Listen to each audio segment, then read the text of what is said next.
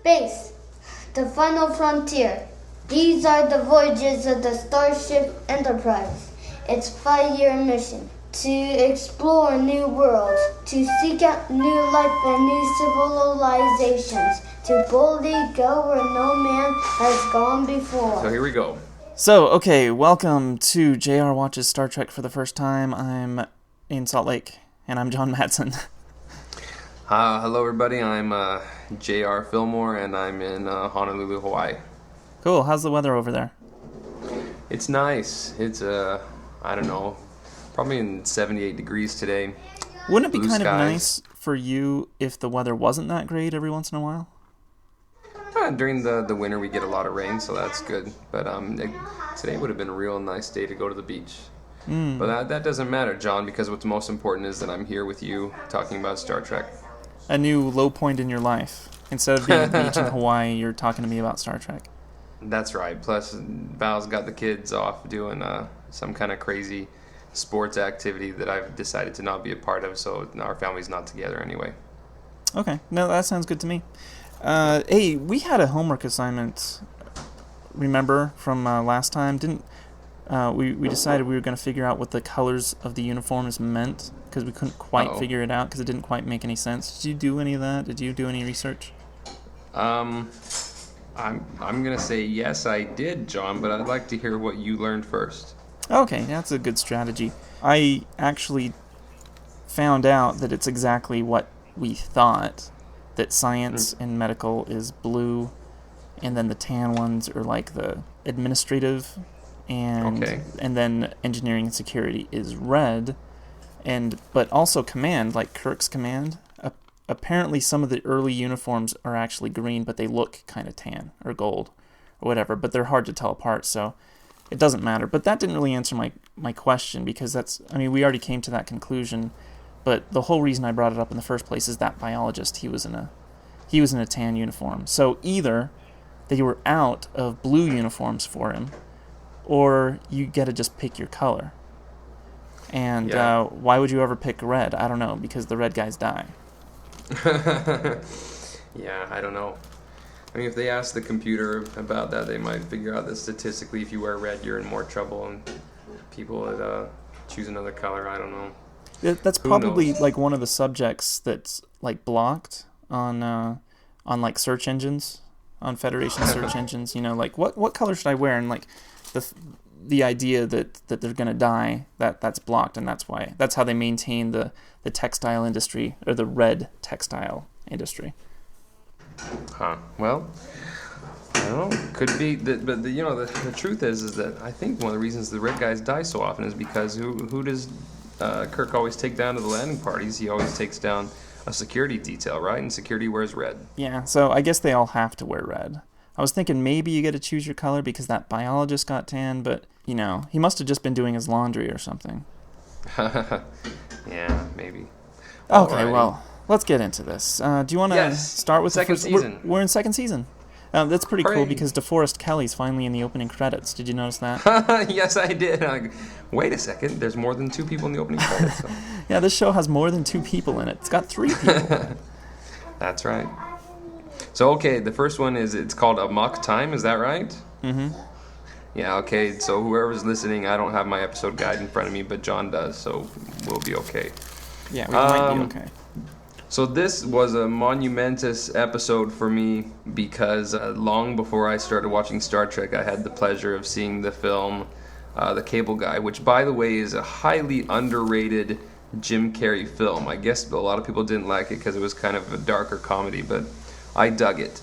Anyway, the point is... I think you liked it a little bit better than me. I think I got a little bit squirmy and uncomfortable before being squirmy and uncomfortable during comedies was cool. It was way ahead of its time. Way before the Ben Stiller genre. Way before like The Office and stuff, where that was like a type of comedy. Yeah. Okay, so what's the plot? Is we got Spock, who feels compelled to return to his home planet even though it's currently impossible because they've got a schedule to keep, right? Mm-hmm. And so Spock kind of, I don't know if you want to say commandeers or sabotages the ship, but by golly, he plots a course for his home anyway, And when Kirk confronts him about it, now Spock gets all embarrassed and he refuses to talk about it, like he can't let anyone know. But then when Spock actually reveals what the reason is, it's another one of those moments where I'm like, what was the big deal? Yeah, that's true. Why couldn't he just say it? So what is it? It's mating time, and like salmon, they've got to return to the place where they were born, right? Yeah, or they die, I guess. Or they die. And also he doesn't want him to know about it because apparently these logic emotionless Vulcans, when they mate, they just kind of go crazy. I guess it's all this repressed emotion comes out in big doses when they're mating.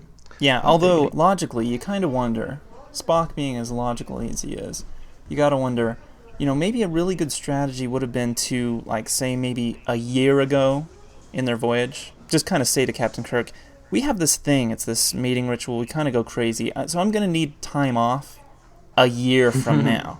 And just kind of get it scheduled and set up, and just I know I never take vacations, but this time I really need a vacation, or I'll either die or take over the ship and endanger lives. Seems like a logical thing to do, but I guess it just kind of slipped his mind, or he's just strangely embarrassed, although I don't know how Spock would get embarrassed, because that seems like a pretty human thing to do about this whole situation. But anyway, that's the point of this episode.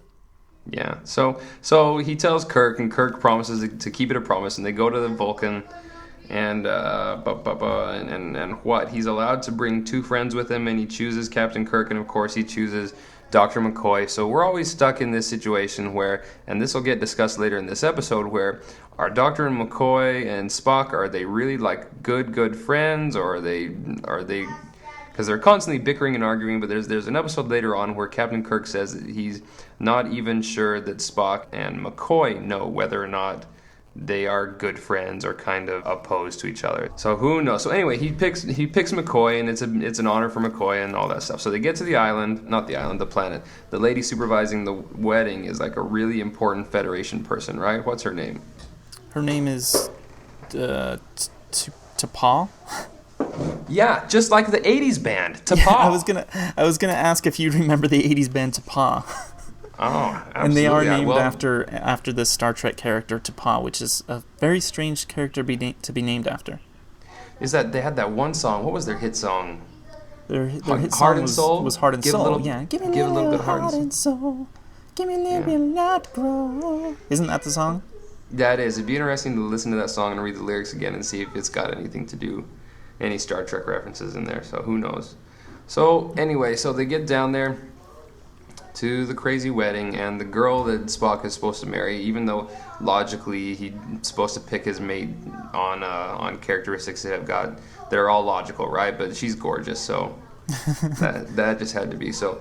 But he gets there, and they're about to start the mating ritual, and she stops it, and she has the right to declare that Spock win her by combat or something, right? Yes, and I'm afraid to admit I still don't completely understand this weird, freaky custom where they have this whole big logical thing, but if you want to, you can fight to the death.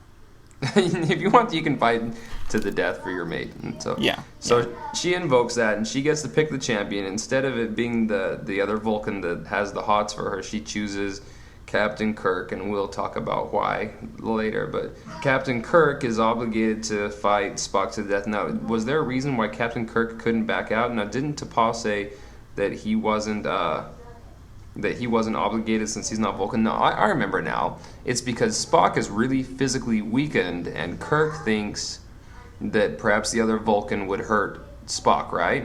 Yeah, that's right. And I also, remember, being hazy on all that.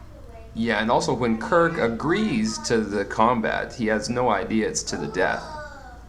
Yeah, it's kind of like the end of Karate Kid 2. Yeah, which is a small detail that would have been nice to have known, but anyway. Yeah. So this is where the cable guy comes in. Now you've got the part of the cable guy when they're at medieval times, and I don't know how Jim Carrey swung it because I've been to medieval times and I've never seen anyone do this before, but so he and Matthew Broderick are brought down to the pitch and they're given combat gear. And Jim Carrey starts doing the brah, brah, brah. And he says, if we don't kill each other, they will kill both of us. This is exactly what they're referencing. It's this scene in Star Trek, even though I kept waiting for Spock to say that. But I mean, that was the situation, that anyone in the combat who shows weakness or whatever, aren't they supposed to get executed by the people there who are watching the whole combat? I can't remember. Yes, something like that, which still flies in the face of everything we've learned about Vulcans so far. Yeah. It's kind of like we talked about Red Hour. They're completely logical and practically pacifist. They don't harm living creatures, but every 7 years they just start shooting their guns in the air and they want to kill everything. Yeah. Yep, absolutely. So what happens is Dr. McCoy administers a drug to Jim Kirk with the pretense that it's supposed to make him adapt better to the atmosphere, but instead it puts him in kind of like a temporary coma to appear like he's dead. Wait, go back to Cable Guy, though. Okay. You didn't mention that Matthew Broderick and Jim Carrey actually fight with the Star Trek weapons. Like, they have them at medieval times. They have the heavy sticks with the blades. They just happen to have the Star Trek weapons at medieval times. Yeah. I actually TiVoed a couple weeks ago and watched that part. It was very, very entertaining. By the way, I'm going to also make you watch the Futurama episode that's based on this episode, where Fry has to fight Professor Zoidberg on Professor Zoidberg's home planet, and before the fight, they play the national anthem of the planet, and it's that music. Yeah, so McCoy administers the drug that's supposed to make it look like Kirk is dead, but it just kind of puts him into a temporary coma, or a death-like state, right? So Spock thinks he's killed Kirk, and he goes up to the hot Vulcan girl and says, well, why'd you do this? Why'd you have me choose Kirk? And she said, well, you know, if you defeat Kirk, then you'd probably release me from you wouldn't want to marry me because I made you kill your friend. And she said, if Kirk defeats you, then you're dead anyway. And the truth is all she wanted to do was be with the other Vulcan. And Spock, instead of getting really angry and giving her the slap of love, which is what she deserved, he says, well, that's very logical, and he releases her, and I'm sure she goes off and gets married to the other Vulcan. Right? And so Spock comes back to the ship, and he sees that Captain Kirk is alive, and what happens, John? He displays emotion. He goes, Kirk, you're alive. Hey, good buddy. Oh, wait a second. Oh, crap. Isn't that kind of how it goes? Yes. I didn't mean to do that. I was merely expressing my, what do you say? I don't know. He's like expressing his relief that the captain of the ship was still alive or something like that. So, but for a brief moment, a completely human, emotional outburst. And probably might be just about the only one where he's not under the influence of something. Yeah. Like, we've seen him be emotional before, but it's because he had that weird sweaty disease, or because, like, the flowers put spores in him or something like that, or he's on a planet with a weird atmosphere. And this is the only time it's like, that's really Spock being emotional. Okay, so there's that. That's the first episode of the second season. Okay. And I still have two more questions about this one. Okay.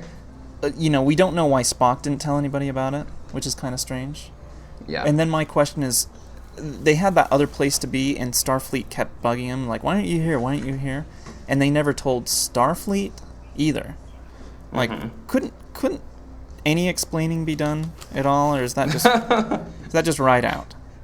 I guess it's just, I don't know. It's so screwy. But then they were lucky that T'Pau was administrating, because she kind of got him off the handle, right? Which reminds me, isn't T'Pau gonna find out later that Kirk's still alive? So that could possibly, maybe later between seasons, between season 2 or 3 of Star Trek was the big war between Vulcan, and the big civil war between Vulcan and the Federation, because that happened. Yeah, I just as soon as it happened, I figured, there's no way they can disguise the fact that Kirk's not dead. He's pretty much the most popular guy in the fleet, just about the most popular guy in the galaxy. So you can't hide fame. Yeah. But anyway, also in this episode is the first appearance of Chekhov, which I think bears noting. Yeah, which was really bizarre. I thought, is this because the name sounded familiar, but I wondered if this was going to be one of those one-time characters. But he's got the real heavy Russian accent, and he looks like he's about 15 years old, but he's got he's got a really big hair. And apparently he has a monkey haircut, like as in, hey, we're the monkeys. Because it was popular at the time, and so they kind of wanted to capitalize on that. But I want you to take notice, because we haven't gotten to the movies yet. This is very important. Do you remember Chekhov at all in the first season? No, not that I can recall. Okay, remember that you don't remember Chekhov in the first season. And then we'll talk about that 4 episodes from now. 4 of our shows from now, not 4 Star Trek episodes. We need to call these things different than episodes. Should we call them shows, or should we call them sessions, or we'll have to email about that. Okay, sorry about that. Yeah, but I mean, the first season ended on a really disappointing episode, in my opinion. So this was a great way to start the second season. One of the better episodes of the season. Yeah, pretty cool. It's pretty. It's iconic. It's one of those iconic ones that you think of Star Trek, you think of which you'll notice throughout the rest of the season. Anytime there's combat, I think they kind of reuse that music. Yeah. Okay. So episode 2, what is it? What do we got? Oh, okay. I'll let you know what the episodes are. It looks like that's going to be my job this time. That's pretty cool. Episode 2 is Who Mourns for Adonis? Okay, this is the one where they get stranded on the island with the guy who is with Apollo. That's not this one, is it? Yeah, that's right. You always say stranded on this island. I think you're watching too much Lost in concurrence with Star Trek. Yeah, that would make sense, except that I'm not watching any Lost at all. So, is this the one with Apollo, though? Yeah, it is the one with Apollo. Okay, so what they get? It's Apollo. Does their ship get? Does it get tractored on towards the island, or how do they get stuck on the island? It's a giant Apollo hand in space. That's right. The giant Apollo hand that won't let the ship move, and they beam down, and there he is, and. I mean, he says that he's the god Apollo, and they figure out, hey, all of Greek mythology came to be because you had these super powerful aliens that just decided to live on Earth for a while, and here's one of the remnants of those people, and it's Apollo, and of course they have a female that beams down with them, and I think is this a one-time character? Yes, it's a one-time character. I can't remember her name, but.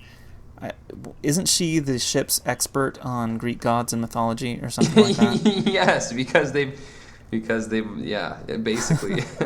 So she beams down, and of course she's good looking, and she falls in love with Apollo, and he puts her in fitting clothing, I guess, and so there's that, and they're totally incapable of escaping. And Apollo, he says he wants to give them like everything they've ever wanted and a perfect life as long as they believe in him. And here's another instance of where Kirk has the opportunity to give his crew really a happy existence, but he just refuses to do it because of the principle of being under the control of anyone or anything. Yeah, that's true. Well, I think it's kind of interesting because they're like, well, this guy isn't a god. But they do kind of come to the conclusion that, like, hey, this guy really is Apollo from ancient Greece, and he did visit Earth, and he gave the people the crops, and he fed them, and he took care of them, and they worshipped him. Yeah. But he's no god. But, I mean, by all those definitions, he is, really. I mean, who are we kidding? Yep, absolutely. And so how do they figure out how to finally beat him? First, he's got, like, a power source that's the temple, right? And so, I'm trying to get this clear. So he can only expend so much power at a time, and he's expending a ton of power already to keep the ship from moving. This is my favorite part. Yeah, they're like, he's got to have a power source. Where is it? Because they see the fluctuations or something. But he also has to be like believed in or something, right? Doesn't some of his power come from? He needs to kind of like that video game. Do you remember the video game Populous? Yes. Where you play a god, but your people have to give you like mana points is what it was called, and the more they believed in you, the more powerful you became, and so you have to kind of make sure they're taken care of, and you have to appease them, and then they give but no, what I was going to say was they go to this planet, and Apollo's the only guy there, and he lives at this little building, this little Acropolis thing, and he and the building are the only things on the planet. And Kirk says, okay, we got to find that power source. And Scotty's like, well, everything's cloaked. There's nothing we can see, And he's like, okay, well, we're gonna have to comb the entire planet and do kind of a method like we have to eliminate it one by one. Process of elimination, the entire planet. He's like, oh, that's gonna take some time. It's like, okay, just do it. Okay, so, meantime, they're on this planet, they're hanging out with Apollo in his one little building, the only structure on the entire planet, and they get a message from the Enterprise, and they say, we found the source of the power. It's in that one building that's on the planet. Yeah. He's like, oh, good job. Yeah. Might have thought to check there first. But such is the way with Star Trek. Yep. So what do they do? But the only way to free themselves of his grasp is to get the girl who is now kind of in love with / worshiping him, and he promises to make her like a goddess or whatever. She has to give up her love for Apollo and convince him that not only does she not love him, but that she's just basically studying him, right? Yes. Yes, Okay. you're just another animal to me kind of thing. Yeah, and so he gets really upset, and his power fluctuates down just enough so that they can destroy his temple, right? Is that it? Yes, and so that's what they do. The ship. Okay. That'll teach him. Yeah, wow, I've got remarkably little else to say about this episode. So. Yeah, not much to say. It's just the Enterprise finds an ancient Greek god and kills him. Yeah, it's that might be the title of it. I thought it was kind of unique, I mean, when I was a kid, I was really into Greek gods and stuff, so I kind of found that kind of cool. I love how he dressed her up to make her more pretty, and actually made her more modest. He put a lot more clothes on her than is, Federation regulation for women that we've talked about so many times. Yeah. Because women pretty much wrap a towel around themselves, and that's their uniform. Okay, so is that it for Who Mourns for Adonis? I think the best part of this episode for me is the title. I think that's just an awesome title. That would be my band name. Your band name could be Edith Keeler Must Die, but mine is Who Mourns for Adonis. Both fantastic. The only problem I have with that is I recently watched WrestleMania 2, John, on DVD, and I was reintroduced to the adorable Adonis, who is a wrestler that... Anyway, we shouldn't talk about it, but if there's any nerds out here who would care to look up the adorable Adonis on the internet, it's not a pretty sight. Oh, it's kind of crappy to have a name like Adonis and not be pretty. Well, if you think he's pretty. I'll check it out after we do this. Okay. All right. Okay, next episode. Do you want to know what the next episode is? It's called The Changeling. Do you remember that one? Roughly. Okay, go ahead and let me go to the IMDb thing. This might help you. You give the plot summary here. Okay, fine. I'll give the plot summary. Sure. The Enterprise discovers this floating robot that looks a lot like one of the floating robots in Black Hole. You know the series? Remember the Texas floating robot in Black Hole? Uh-huh. It looks a lot like that, so it's just kind of floating around the ship, and the crew is pretty much freaked out by it. Turns out they find out that this robot is the leftover of some satellite that Earth launched a long time ago that collided with a meteor, and the meteor had some kind of intelligence on it, and the two intelligences kind of melded together, and its new assignment, its new main programming was to find perfect life or something, find perfection. Eliminate. And if it couldn't find perfection, then it would destroy whatever it found. Everything that's not, yeah. And this is one of many instances where the robot or the species or the sentience or whatever mistakes Kirk for someone else or someone more important than he is because of his name, Kirk. Apparently, it's some kind of universal godlike name, because that happens a few times that his name is actually what saves him, not what he does. Yeah, because the creator of this robot, yeah. It was called Kirk, or called Jim Kirk, or called Bo Kirk, or something like that. Yeah. Yeah, so it's kind of a race against time, because eventually this robot is going to figure out that either that Kirk's not who he thinks he is, or that Kirk is in fact human, making him not perfect, and the robot,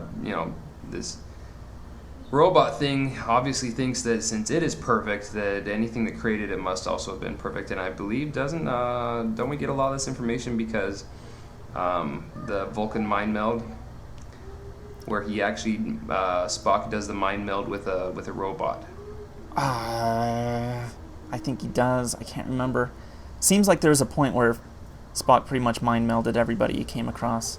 Yeah, I think, somehow they're able to get some information on the robot, and so. Yeah, because Kirk has to allow Spock to touch the robot, because the robot wouldn't let Spock touch him because he wasn't perfect like Kirk, I think.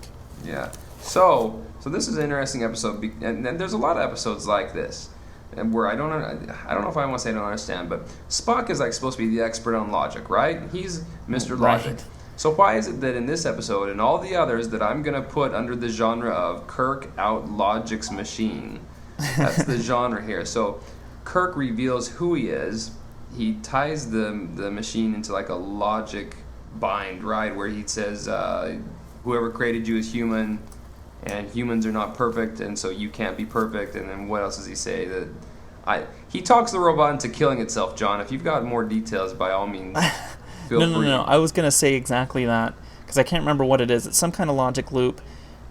Kirk isn't who he says he is, but then the computer thought he was someone else, and so the computer is imperfect, so the computer has to destroy itself, or something like that. Yes, it has to fulfill its prime directive, which now means killing itself. Well, I think, you know what? The reason Spock isn't masterful of these logic traps is because Spock's whole ideology is upholding logic. And so Spock doesn't want to disprove the validation of logic. And so if Spock did that would just prove that logic is faulty, but he doesn't want to do that. He just wants to maintain his... That's one theory. Another theory is that Kirk is just a glory hog. There's a more plausible theory. It seems like Spock is always impressed when Kirk pulls these off. Yep. So anyway, yeah, that's... Is there anything else? No, I mean, I think this is one of the stronger examples of that genre, and I think we've probably already seen 3 or 4 episodes like this where it's Kirk outsmarting the computer or robot or whatever and convincing it to kill itself. So, well, it certainly would have been nicer if the robot was a little bit more menacing looking or bigger or something. It was that floating robot from Black Hole, which was just a kind of a cartoon, but it was menacing because I think I counted 4 red shirts died in this episode. Yeah.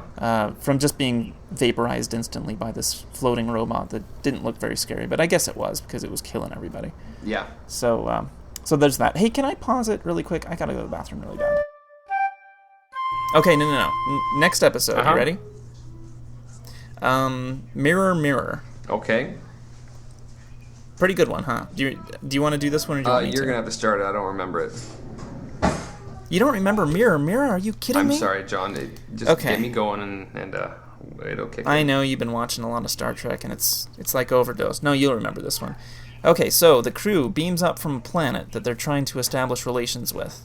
And the planet's like, yeah, we don't like you, but go on your merry way, and you can kill us if you want because you're powerful enough. And Kirk's like, that's not our way. We're not going to do that. So then they beam up, and there's a problem with the transporter, and they beam into an alternate dimension where Spock has a beard. Evil Spock with the beard. Evil Spock with a beard, which is kind of strange because even though it's evil Spock with a beard, he's pretty much the only one in this alternate universe who isn't evil. Everyone else is, but he's actually a pretty decent guy, which I thought was kind of cool. He's almost exactly the same. He's very little change, but so this was referenced. So everybody else should have had a beard, but Spock shouldn't have. But that's just me. Yeah. What's it referenced? This was from Wayne's World, right, on Saturday Night Live. That's right. I think maybe they were counting down Halloween costumes or something, and one of them was the evil Spock with a beard. Oh, that's right. They were counting that. It's also on a South Park episode. I don't know if you ever saw this South Park episode. There was an evil Cartman who came through some interdimensional vortex or something, and the evil Cartman had a beard. And they kept calling him the evil Cartman, but he was like the nicest little kid ever.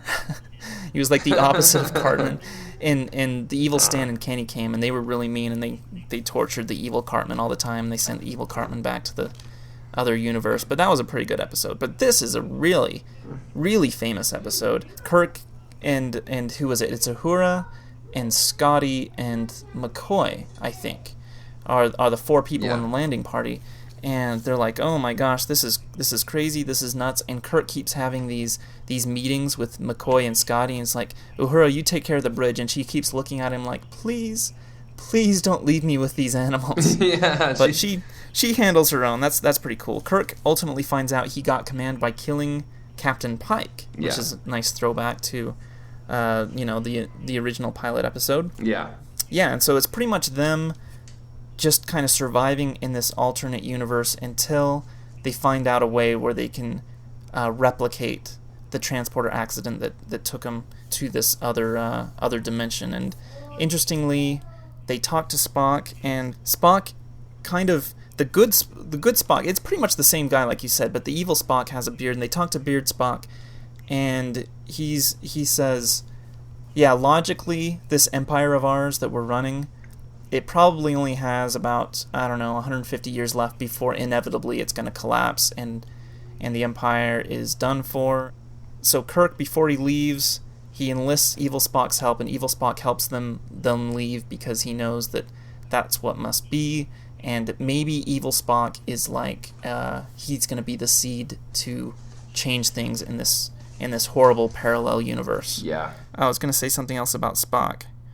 Oh, yeah, the other interesting thing about Spock is everybody gets command by assassination. Chekhov has his goons, or Sulu wants to command the ship, and so he has people working for him and everything. And yeah. But Spock, he thwarts all that because he doesn't want command, because he's the only one logical enough to know that if you get command, then it's pretty much being on death row. Yeah. And so he's smart enough to not want command. Okay. Anyway, we're back. Yeah. We're gonna have a lot of mini edits in here. That's cool. That's cool. It's good for the short attention span. Anyway, so do you remember this episode now? Because I was going off for like 2 minutes. No, I absolutely remember this episode. This was a great episode, and if you remember, our friend Kirk finds himself in a situation where I guess like everyone on board is plotting to murder him as well, and actually evil Chekhov, attempts to assassinate Kirk, and he fails and he gets killed, and that'll teach him. Oh yeah, crappy commie. Or he gets put in the agonizer or something. Yes, that's right, the agonizer. So, and then what I thought was really funny was when they finally get back to the right universe, they have their evil counterparts. Because they're wondering, oh my gosh, does that mean there are evil ones in our universe? What could they possibly be doing? Yeah, but what happened to them is they beamed aboard the normal universe Enterprise, and they were immediately put in detention. Because it was just Spock, so blatantly obvious that they were evil. They're just Spock just took care of it. He just nipped it right in the bud. Yeah. They beamed on, and they're acting crazy. Spock's like, okay, put him in the brig. Yeah. and that's the end of them, and that's pretty much all we see of them. Yep. So there's that. No, that was a great episode, and I think as soon as you started talking about it, I remembered it pretty quickly. So good episode. Yeah, but probably my favorite part of that episode is the part where they imprison the evil four, but also when evil Spock finds out that they're not who they are, and he's not their friend at first, and they have to fight him, and all four of them take evil Spock on, and evil Spock really holds his own against the four of them. Yeah. Up until he gets a vase to the head. Crazy. So yeah, Mirror Mirror it's really good. It's really good. And that concept is revisited several times in different Star Trek incarnations. So there's that. Anything else about that? Nope. No, that was a pretty good episode. This is again another solid installment to the beginning of the second season. Solid. Yes, I like that. It's probably my favorite one so far, okay, if I do say so myself. Okay, next one. Okay, I know this one is your favorite, though. Cat's Paw. Do you remember Cat's Paw? Oh, I think so. You're going to have to remind me. Is this the one where they beam down to the island? Not the island, I'm so sorry, Jonathan. the planet, right? And they're kind of being controlled by this guy, and he has this cat with him. That's right. He has his cat. It's two really weird beings, because we find out the cat is actually a being. Yes. Which isn't really that important. I don't know why it's so important that the cat turns into somebody. But they have two really, really weird alien names, because the guy's name is Korob, and the girl's name is Sylvia. Korob and Sylvia. And then, John, this episode fits really well into another genre that is visited over and over and over again, and it's this would be Captain Kirk wins by way of seducing the alien female. Pretty much every other episode. Yeah. So it's not just a black cat; it's a really hot brunette in her own crazy outfit, but apparently she can look like whatever female Captain Kirk wants her to look like, right? But until she had assumed human form, she really was unaware of all the human feelings and emotions. Correct? Am I remembering that right? Right, because they took they're immortal beings, but they took human form, and so with the human form, they took these emotions, and that's how they were exploited. Yeah, and so I think that's how they get them.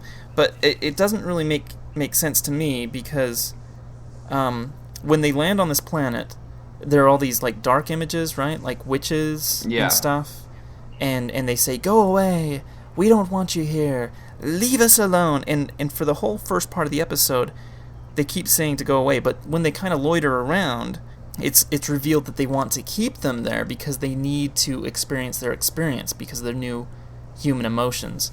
And so I don't know if they just kind of grew into that, or if there's just some kind of discrepancy in the script writing there that they, is it just like necessary for the villains to say, "Go away," and have the forbidding warning signs, but then actually keep them captive once they're there? I don't know. Well, then you also get into the part though where this guy and this girl are the ones keeping them all captive. And the girl has become like totally power hungry, and the guy kind of, I think, would rather the humans go away because I don't know if he feels like their influence is corrupting or whatever. But so maybe the guy was responsible for the warnings. I don't know. Yeah, that's a good call. I think there was a subtle jab at women, because the woman is the bad guy in this. Yeah. And also Kirk throws in this zinger line.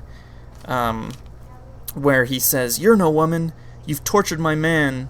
Wait, he says, "You're no woman, you've tortured my men, and asked for..." Dang it. Let me start this one over. Go ahead. "You're no woman, you've tortured my men, you've asked for love, but only given pain in return." What do you want to bet some Star Trek married fans, like some guys, they're probably watching, they probably high-fived each other about their, they're, "Oh, my blasted wife. She always asks for love, but she only gives pain in return." Yes, Kirk, you nailed it there. Yeah. I've got to say, I've always been under the opinion that if a league of evil were to form in our world, and let's say there were two, and they were competing for the most evil, and one was formed entirely of evil men, and one was formed entirely of evil women, I think the Evil Women League has a much higher capacity for evil. I think women have a greater capacity to love, but I think it also swings the other way that they have the greater capacity to be like my high school girlfriend. So. Oh yes, I knew she was going to come up. But no, I think that is kind of interesting, and I think that kind of goes back. All joking aside about what Kirk said, because women can be that evil, but Kirk expects the woman to be lovely and to be great people, pretty much like everybody Kirk deals with on the ship, because we all know the Enterprise is just one big love fest or shag fest or however you want to say it. I think it's pretty obvious. I meant to mention this to you before. Yeah, the Enterprise is a total shag fest, isn't it? Every time there are two officers, a guy and a girl, who are alone, every single time they cuddle up to each other. It's like that's what's expected of them to do. Yeah. And we could do a whole show about that. But this Cat's Paw episode, they have all this weird horror imagery, not horror imagery. It's a lot easier to write than to say, but with the witches and the black cats and everything, and they say kind of make some kind of weird vague statement that all of these images are, I think Spock surmises that it's like the subconscious twilight of the mind, and it's like all these archetypes of kind of eeriness and evil. And so I kind of thought you'd like this episode, and I like this episode, even though it was really kind of cheesy and not one of the best episodes. But this is the Star Trek Halloween episode, isn't it? Yeah, it is. It's like these creatures that have taken human form wanted to recreate human Earth life, and they got a peek at Earth during Halloween, and they figured that's how it always is. Yeah. Either they got a peek during Halloween, or got a peek of subconscious Twilight of the Mind kind of stuff. But in the Twilight of my mind, it's not witches and cauldrons, but that's just what I appreciate at Halloween. So I think that makes more sense that they got a peek of Earth during Halloween. Yeah. So pretty cool. Maybe I'll have to dress up as a black female cat next year or something. As a Koros or Korab. And when they're revealed to be their true form, it's these little insect-looking things. Oh, that's right. Which are very obviously puppets. Yeah. and not just because you can tell by the way they're moving, you can tell because you can very obviously see all the strings on these puppets. Yep. Okay, so that's Cat's Paw, the Halloween episode of Star Trek, which was a pretty poor episode, but has a special place in my heart because it's Halloween. Yeah. Next episode? Okay, they're kind of starting to blend together now. It's called The Apple. Let me read the IMDb so I don't stutter over my own definition here. Okay. And the IMDb summary goes thusly. An Enterprise landing party finds a planet biologically paradise-like, but soon a crew member is killed by something lurking around. An unidentified, irresistible force from the planet keeps the ship caught and blocks the transporter's function. Okay, so pretty much every episode so far. Suddenly, a sort of spore eruption knocks Spock out, but only temporarily. Oh, and also, they don't say this, but a red shirt dies from the spore, I believe. Okay. They find a primitive village near the power source devoted to the service of a certain Val. They seem to consider their divine creator. McCoy finds them completely free of disease, aging, and natural dangers.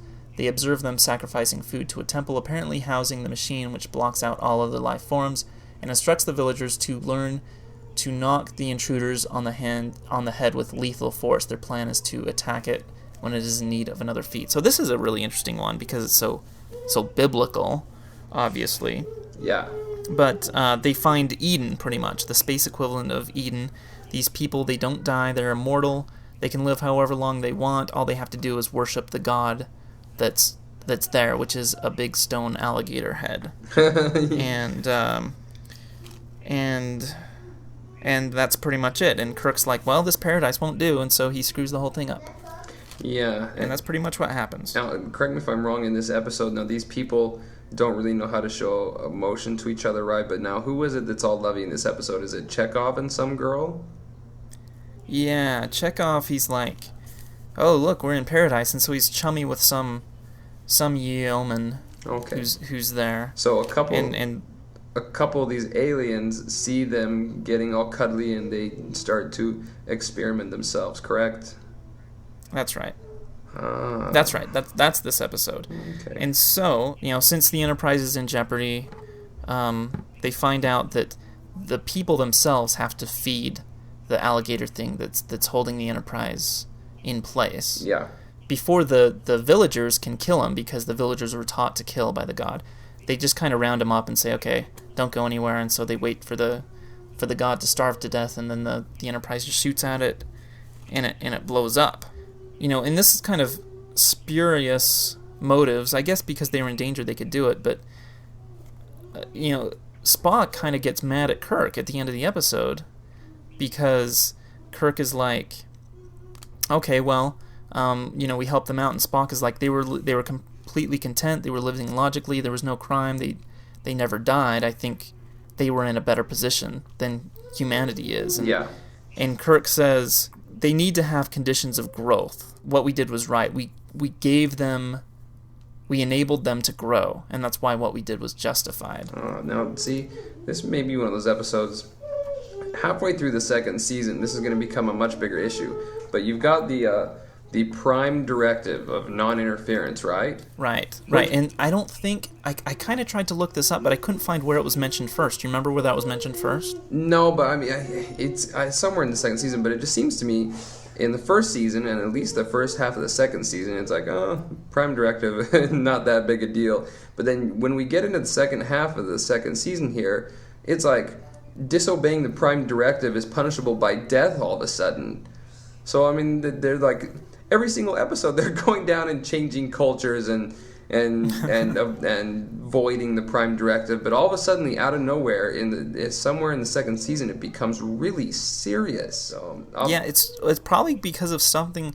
I mean, remember the last death sentence? The only death sentence of its kind was visiting, what, Talos 4 or 5? Yeah, wherever that was, and that was another Enterprise mission. So pretty much, the Enterprise, Starfleet's prime directives are based pretty much on cleaning up after wherever the Enterprise goes. Yeah, so I just thought more and more into the second season. I thought, how on earth, why is this prime directive all of a sudden so important when I was aware that it kind of existed before. I don't know when it's first mentioned, but it just kind of seemed like, yeah, we're supposed to obey the prime directive, but lots of exceptions. But then we get more and more into the season, and it's like really, really serious. Anyway. Yeah, and I've been waiting for it to be really serious because, gosh, just about every Next Generation episode they talk about the prime directive. Yeah. And it's a really huge thing, but yeah, you're right. It hasn't been huge so far. I think it's really funny how it's just kind of cast aside. Yeah. Well, then obviously because it really isn't invented yet by the Star Trek writers. Yeah, obviously. It didn't come around till later. As soon as they decide that it is really serious, they act like it's been really serious all this time. Yeah, and that's they should have introduced it as a new thing, probably. It probably would have been a good idea. And a couple more quibbles about this. Isn't it funny how I have so many quibbles about these episodes, and I'm the Star Trek fan? Sometimes I wonder if maybe that's why I'm a fan, so I could be one of those dorks who's like, well, it's this and this and this, and this isn't cool, and this and this. But just a couple quibbles. Okay. It's fun. Go ahead. Maybe that's it's just fun. This planet is obviously is paradise, right? Yeah.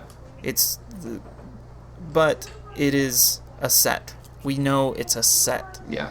And probably the best looking planet we've seen so far is the planet in Shore Leave. Yeah. Would you agree? Yes. Which was obviously outside, and it was just Earth. It was just some park they found in California, probably, right? Yeah. Isn't it amazing how much of a big difference that makes? Just filming outside suddenly makes it look a lot prettier and nicer and everything. Yeah. And I really wish they revisited that for trying to show paradise, because it didn't look like paradise at all. Yeah, there's a couple episodes where they're talking to alien people and they gesture around the set and they say, look at this beautiful planet you have, and you're like, if you want to live looks there, like Stage 4B at Paramount Studios, just like the last planet you visited. Yeah. So there's that. I mean, and okay, hate to kick Star Trek while it's down. We all know they had horrible sets back in the 60s, and that's just one of the stereotypes, but I just couldn't help it when we talk about the Paradise Planet, okay?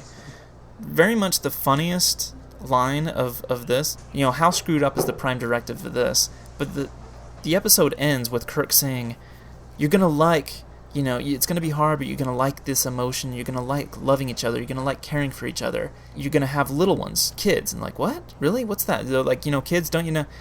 He's like, how do we have kids? And he's like, and Kirk just says, just go the way you're going, you'll find out. And then they beam up.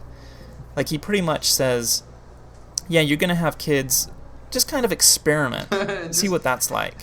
And as far as having kids, just kind of, you guys are kind of on the right track. So he's pretty much, that parent who just skips out on the big talk. Yeah. He just takes off.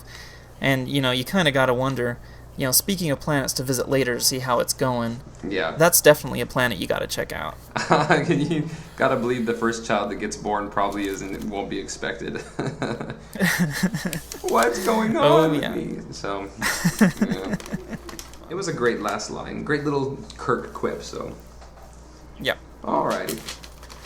Okay. So what are we on now? What number episode is this? The number episode is It's episode number 35 according to the production number. Okay. But according to episode number of the Season 2. season, it's episode 6. So we're on the 6th episode. Okay. And it's called The Doomsday Machine. Okay. You like this one? I think so. Well, anything with a Doomsday Machine is good for me. It's no secret that one of my favorite movies ever is Doctor Strangelove. Right, and that's what this is about, yeah. Yeah, you're going to have to refresh my memory a little bit about this one. You're getting way too ahead on your Star Trek. Is this like from stuff you were watching a month ago or something? It's been several weeks. Okay, I'll give the synopsis again. Okay, so they're going along. They find this big ice cream cone in space, and it's this really hard-shelled creature, and it moves really slow, but it just zaps stuff. And they find a captain of another starship called the Constellation. Uh-huh. And he's just kind of crazy. He obviously hasn't slept in a while, and he's all by himself. They're like, "Where are your crew?" And he's like, "I beamed him down to the planet so I can fight this thing by myself, captain, last man on the ship, going down with the ship." But unwittingly, when he beamed his crew down to the planet, the ship simply ate the planet. And so his crew's dead, and he's just freaking out, and he's obsessed with killing this big ice cream cone. Yeah. And he says some cool stuff. He's like, "They say there's no devil, but I saw it right out of hell." and so they surmise that what this thing is it's like some kind of doomsday device. It's like a last-ditch effort by some long-lost civilization, to be, the fail-safe against complete annihilation, because, they have this weapon, and what this weapon does is it kills everything, and so obviously it worked, and it is going around killing everything.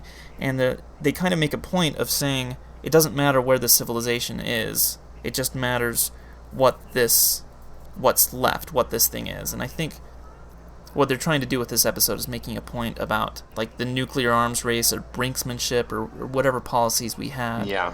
That ultimately a good defense against nuclear annihilation is building up and building up all these arms so that both sides would, the last thing they'd ever do was actually start a war, because it would destroy everything. Yeah. But, they kind of make a point in this episode that, when you do that, eventually war is inevitable. Eventually it will happen, and so that's not a good way, because it's just too unsafe. And so what they do is the crazy captain gets loose and he flies a shuttlecraft into it, go out in a blaze of glory, and they're like, "Wow, this thing, it eats planets, and the hull can't be hurt at all because it's solid neutronium," kind of like corbomite. Yeah. And they discovered that if you fly a ship right down the cone, then it could do some damage, and so they threw the USS Constellation in it, and it didn't explode, but the inside of it exploded, and it was just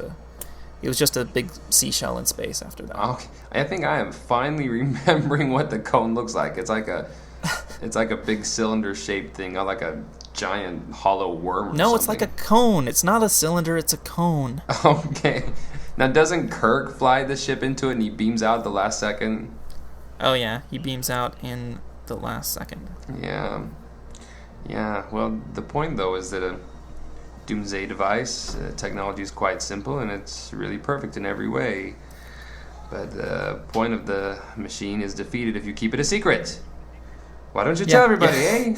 So, everybody needs to know about it. yeah. But I was thinking that exact same thing. I'm like, Doctor Strangelove. Did I write that down? I'm sure I wrote that down. Oh, that's a top 10 movie for me.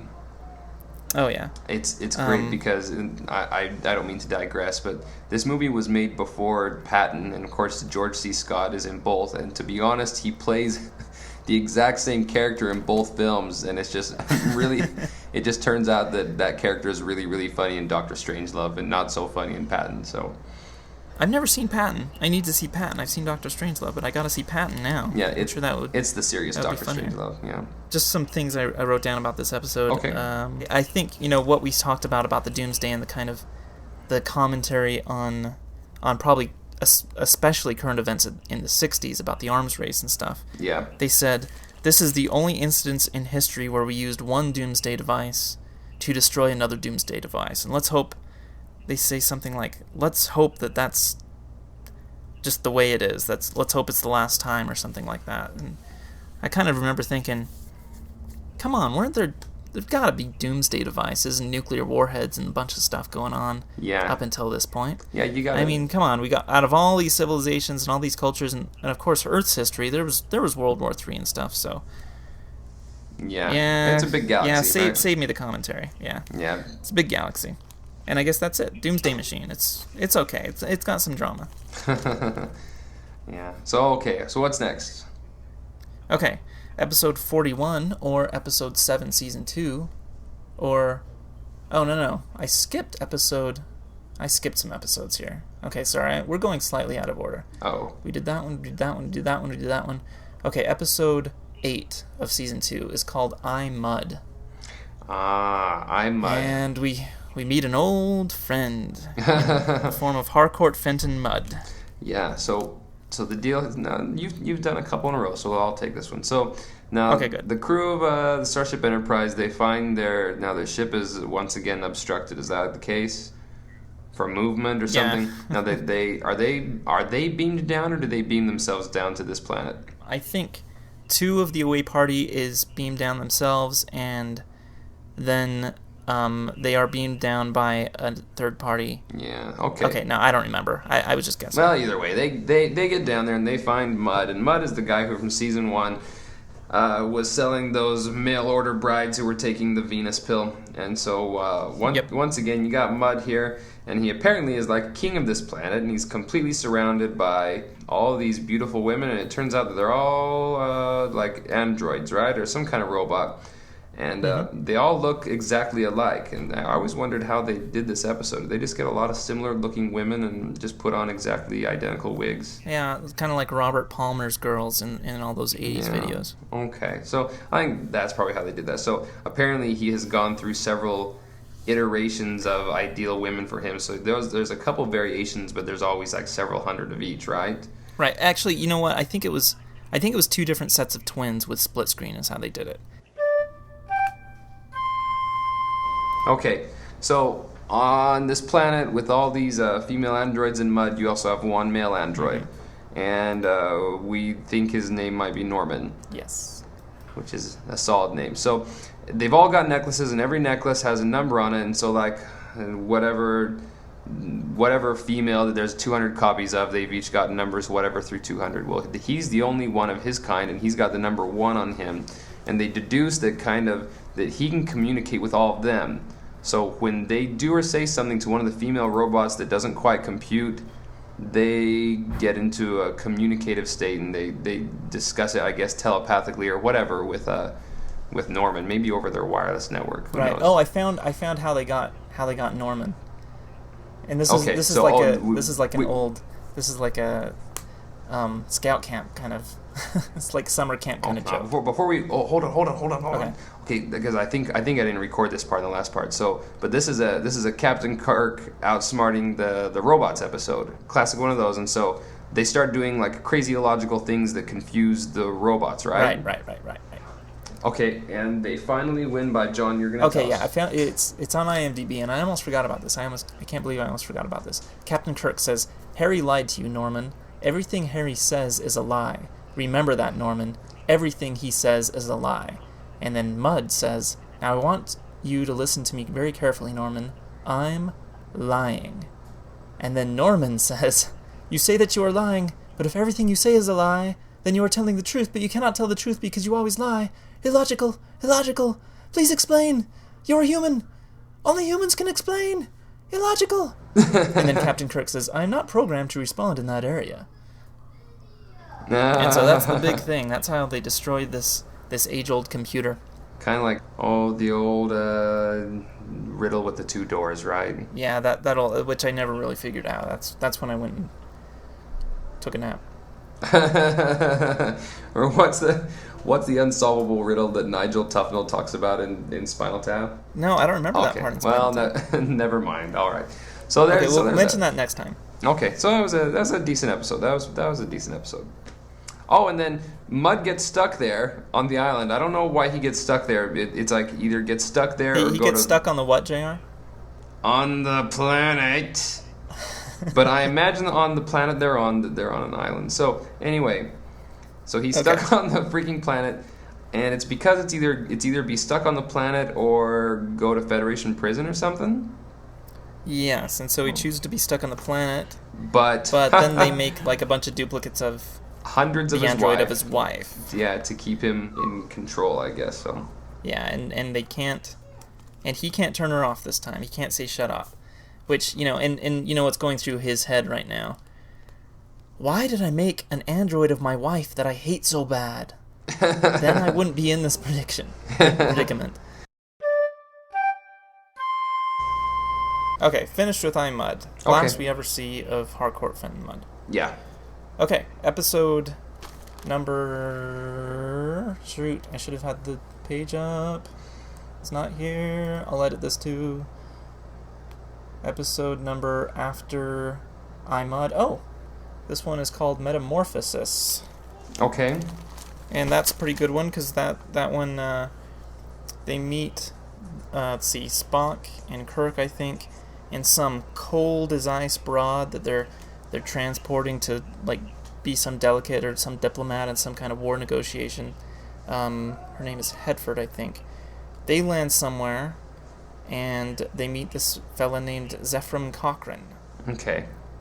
And Zefram Cochrane is famous in Star Trek because he invented the warp drive, and he's been there for 150 years, and he's hanging out with some cloud of energy that he calls the Companion. And this Companion has kept him alive, all these years, and has seen to him and everything. He kind of communicates with this Companion thing, but he doesn't know how. It's kind of like on some kind of weird spiritual level, he gets some kind of vibe, he can kind of communicate with it. And they introduce this thing to him called the Universal Translator, which I think this is the first instance of the Universal Translator. And the Universal Translator was invented, I think, in Star Trek universe because they didn't want to bother explaining how all of these aliens in the galaxy know English, which is a very valid concern, but that would be a series in itself, which would be called Teaching English to All the Aliens We Meet. And so we can't talk to them for the first 10 years that we know them because it takes that long just to communicate. And we'd rather just talk to them immediately because that's more exciting that way anyway. Yeah. And, so anybody who complains about all these aliens speaking English, if you'd rather have the alternative where they didn't speak English and you had no idea what was going on, go ahead, make your own show about that. But I'm sure it'd be a lot of fun to watch. But, so anyway, so they meet up with this Companion, and Zefram Cochrane's like, why did the Universal Translator use a woman's voice for that? And McCoy and Kirk were like, isn't it obvious just by the way that cloud of smoke looks at you and reacts when it surrounds you? This cloud of smoke is in love with you. And Zefram Cochrane's like, that is the most disgusting thing I've ever heard. And so he freaks out. And McCoy says something a little funny about that because Zefram Cochrane he's pretty much, even though he invented warp drive, he hasn't been out to explore the galaxy like civilization has done for the past 150 years. So he doesn't have all that much experience with aliens and all that. And McCoy pretty much says, yeah, you pretty much have these relationships with aliens and you meet all these women and all these different species and you pretty much just get used to it. He just kind of goes, yeah, it's just kind of the way it goes. We all have sex with all these aliens all the time. Don't worry about it. It's kind of what we do now. But eventually Kirk teaches the Companion that if she really loves Zefram Cochrane, that she really needs to let him go in order to do that. And so she does, and that one act of love kind of makes Zefram Cochrane want to stay with her, or she'll die. Oh, and also, I forgot to mention a really important thing. I'm really bad at doing the synopsis. The Companion inhabited the body of that Ice Queen that they were traveling with. Yeah, okay. And so the Companion is a beautiful human woman now. And honestly, the Companion needed to do that because, I don't want to be all... Well, I will be a little bit shallow here, but, it's hard for a guy to fall in love with a cloud of smoke. And it's even harder for a guy to fall in love with a cloud of smoke with the personality of the companion, because, she may be a cloud of smoke, but you think, oh well, maybe she's a cloud of smoke, but at least she might have a good personality. Well, she didn't. The companion had a lame personality, and so she needed to do whatever it took to make sure Zefram Cochrane stayed, and so that's what she did. And so they're like, well, I guess that Ice Queen won't be around to, handle the war negotiations, and Kirk just kind of says, they'll find someone else, and then they leave. And so I think 2 planets are at some kind of super galactic war right now, but Zefram Cochrane, he's with the companion, so that's pretty cool. That's good. I only really vaguely remember this episode. So. Oh, well, it's very important, because Zefram Cochrane's an important character in Star Trek lore. So you should really watch it again. Just kidding, it's not that great. Yeah. But it ends I think it kind of ends really interestingly, because he is a really important character in the Star Trek universe, but his last request is as Kirk leaves, he's like, don't tell them I'm here. And so no one ever knows that Zefram Cochrane, the great person, the great inventor of warp drive, is there. And so I think that's kind of sad, because the paparazzi and the great scientists of the world, they probably want to speak to him, but yeah, I guess he just needs his space, which I can't blame him for, but it's a waste. It's just a waste to have a mind like that being isolated. Yes, it is. Well, okay. So anyway, do you have anything at all to say about that episode? I wish I did. This must be one of the episodes that I tried to watch while my kids were still awake or something, because I only vaguely remember it. But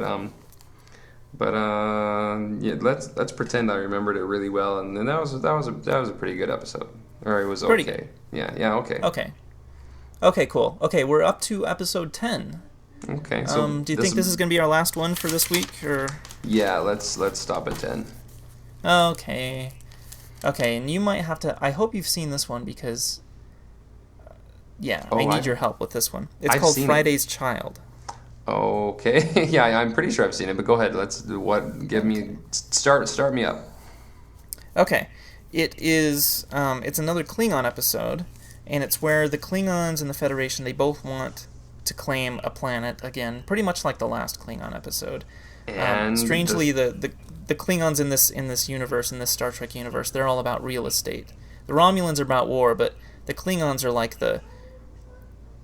it's not so much about like just straight on war, because they talk to them and they associate with them and everything. It's mostly about the guy, like the real estate agency down the road that's getting claim on all these properties that you want. That's what the Klingons are. Yeah. Now, if I remember correctly, one of the Klingons in this episode is the Squire from season 1. No. This is not that episode? That's not that episode. That's the one I just happened to barely... That's in Trouble with Tribbles, actually. That's Trouble with Tribbles? Yeah, which I just watched about an hour ago. Okay. So all right. I can't wait to talk about Trouble with Tribbles next time. Okay. All right. Well, then I'm wrong. Okay, so... Okay, you're wrong. So if you saw, indeed, Friday's Child, I'll just kind of inform you. They want this planet, and the planet is... It's like some kind of... The last planet the Klingons wanted were a bunch of pacifists, but this planet is a bunch of big giants that kill each other all the time, and they're like all 7 feet tall. It's kind of weird.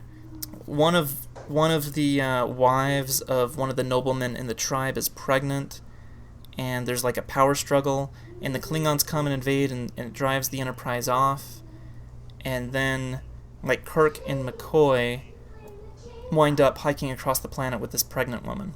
Okay. And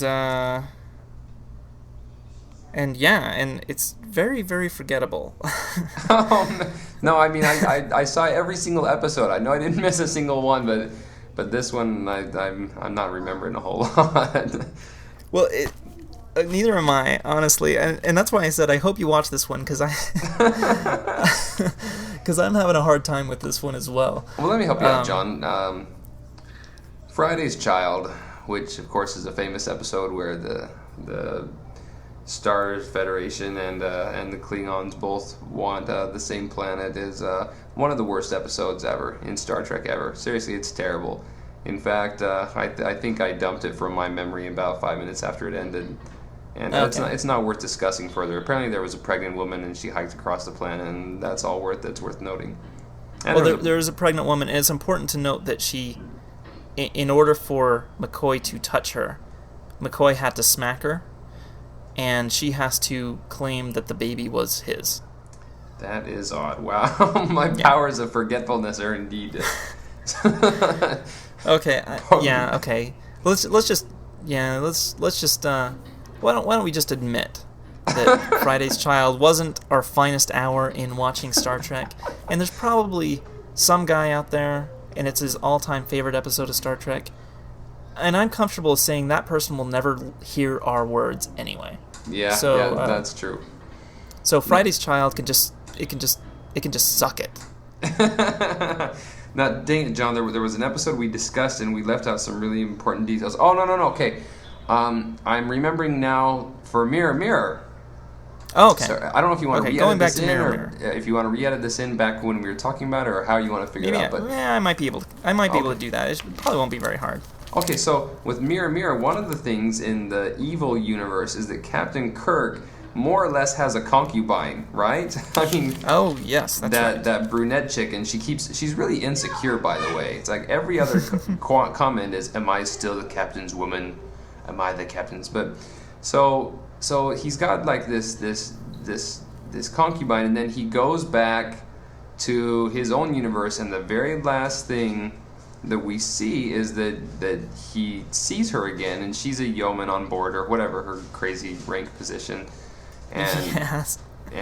and so Captain Kirk kind of looks at her a little longer, and who does he talk to? Is it Spock or McCoy? But he says something like, "I think I could get to like her," or something like that. He says, "Who's in charge of the duty roster this week? I want her to be the captain's woman, please." Yeah. I know she's capable. I know for a fact. Yeah. So. But you think that, he's the captain of the ship, and he outranks everyone on the ship. There's really no one that legally he can date, as far as fraternization rules and stuff go. But you get the impression that he's going to break the rules with that girl, because he already knows that she's the captain's woman. Yep. So awesome comment. Yeah. So anyway, that was that 9 or 10 episodes we got through today? 9, 10? Yeah, we did 10 episodes. We're pretty much on a steady clip of 10 episodes an episode. Okay, a podcast. I'll just call it podcast. Let's call it podcast. Podcast. And so, okay. Yeah, we're doing pretty good, because that means we have, let's see, there are 16 episodes left. So if we do 8 over the next 2, or 9, and then 7 or something like that, then we'll finish season 2. Alrighty, so how do we want to wrap this one up? So, what do you think best episode of that first group is? You think probably Mirror Mirror? Yes, I'll say, and I wrote down the scores, the IMDb scores again, just to see if we feel pretty good. I think I'd definitely say Mirror Mirror. Yeah. Let's see, Mirror Mirror, Mars for Adonis. I didn't like this first crop of season 2 so much.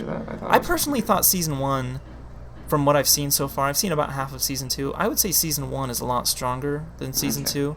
But I think I'm alone in that opinion. I think most people consider season 2 to be the stride, like Star Trek hitting its stride. But maybe I'm just... Yeah, it might be just because, so many of the same stories happen again. And they seemed a lot more original when they happened the first time. But yeah, it could be. Mirror Mirror is the first time we kind of saw something like that, where everybody's different. We kind of saw it a little bit with The Enemy Within, where there are two Kirks.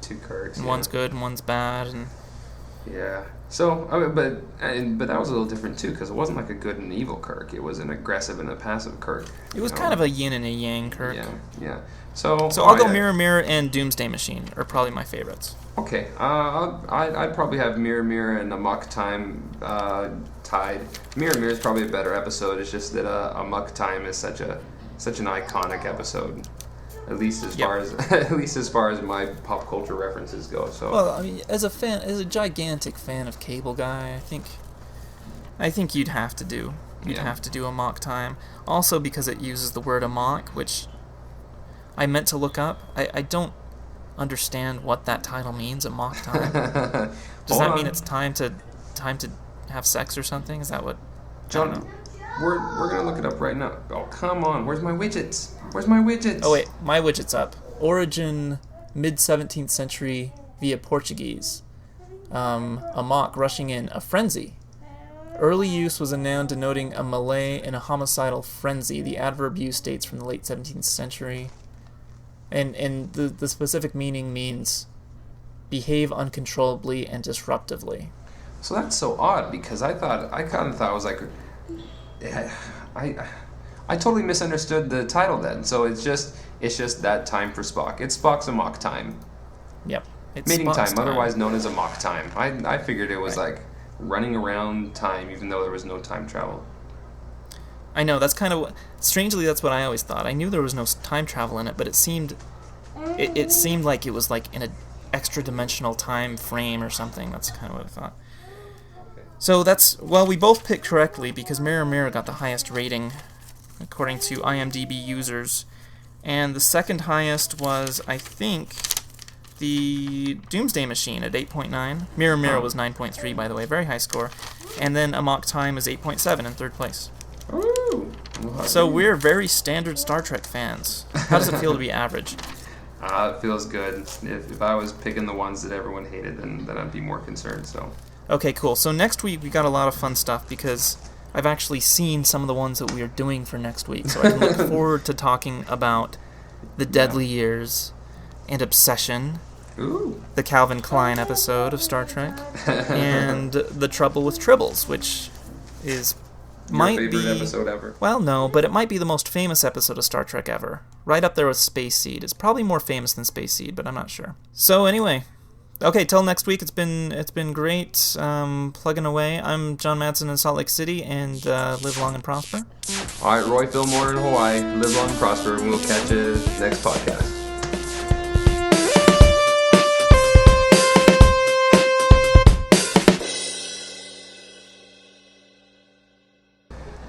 Yeah, I think once I told her that she looked just like Princess Snow White, and she ran away crying because she wanted to look like Princess, I don't know, one of the other princesses. So what can you do? Yeah, forget about resyncing. Who needs syncing? I just use this as an excuse to tell a joke. That's kind of weird, isn't it? Did you know your Mac can tell you a joke if you turn on the voice preferences? Really? Yeah, no, that's my big news. Are you recording this? I might actually include this in the podcast. Yeah, I'm recording. But if you play chess, for example, and you turn on the voice preferences for the Mac, you can talk to the computer and say out your moves. And it's pretty cool because I have my computer set now so that and you can also do that for everything else. Like in Safari, you can like open a new window or go to a specific web page through speech. Ooh. And the computer microphone picks you up, but I have it set right now so that it doesn't do anything unless I say computer before I give it a command. And so like I have to say computer, open this web page, or computer, IMDb, or computer, switch to iTunes, or something like that. And so like people around here, and it doesn't recognize my voice that well. Probably because I don't, talk very well or something. But everybody around here kind of gets annoyed when I talk to the computer because I just start yelling at it and it doesn't understand me. I'm like, computer! And I want to pick up the mouse and say, computer, build transparent aluminum, which is, well, we'll talk about that when we get to Star Trek 4. Okay. That's fine. Okay.